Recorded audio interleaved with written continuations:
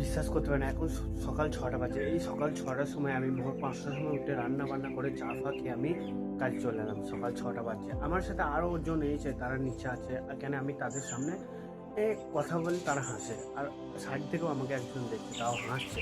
কিন্তু আমি কনফিডেন্স আছি।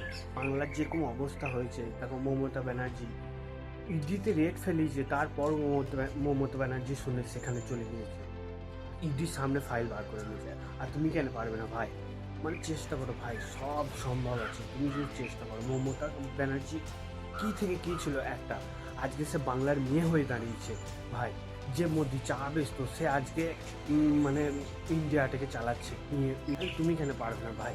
মানে কি বলবো, চেষ্টা করো ভাই, চেষ্টা করো। শাহরুখ খান যে দিল্লি থেকে একটা ছোট্ট মানে সিটি থেকে এসেছিল বা গ্রাম থেকে এসেছিল, সে আজকে আমাদের ওয়ার্ল্ডের রিচেস্ট অ্যাক্টার, জানেন? ওয়ার্ল্ডের রিচেস্ট অ্যাক্টার।